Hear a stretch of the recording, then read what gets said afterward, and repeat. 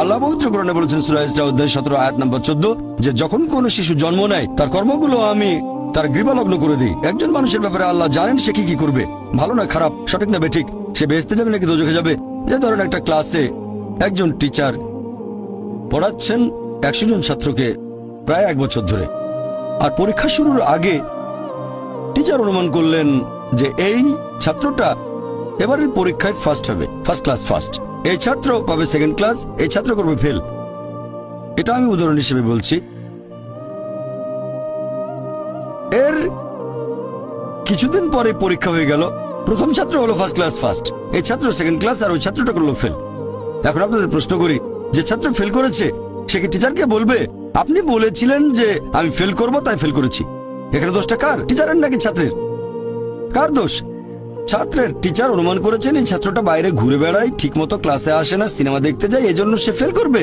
ওই ছাত্র মোটামুটি মাঝারি, এই ছাত্র খুব মেধাবী, অনেক পরিশ্রম করে, তাই টিচার পরীক্ষা শুরু হওয়ার আগে অনুমান করেছেন এই ছাত্র হবে ফার্স্ট ক্লাস ফার্স্ট, এই ছাত্র সেকেন্ড ক্লাস, ওই ছাত্র ফেল। তারপর আসলে ওই ছেলে ফার্স্ট ক্লাস ফার্স্ট, এই ছেলে সেকেন্ড ক্লাস, আর ওই ছাত্র ফেল।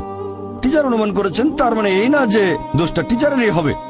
টিচার সবাইকে পড়িয়েছেন সঠিকভাবে, সমানভাবে।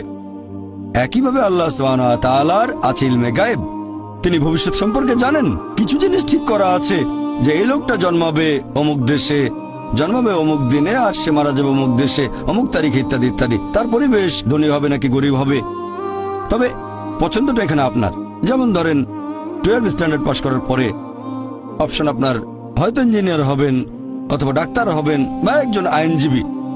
এখানে পছন্দ আপনার, ঠিক করলেন আপনি হবেন ইঞ্জিনিয়ার। এখন আল্লাহ এটা আগে থেকেই জানেন যে 12 স্ট্যান্ডার্ড পাস করার পরে আপনি ইঞ্জিনিয়ার হওয়ার চেষ্টা করবেন, তাই আল্লাহ আগে লিখে রেখেছেন। ব্যাপারটা এমন না যে আল্লাহ লিখে রেখেছেন বলে আপনি বেছে নিচ্ছেন, যেহেতু আপনি এটাই বেছে নেবেন তাই আল্লাহ আগে লিখে রেখেছেন। এখানে পছন্দ আপনার।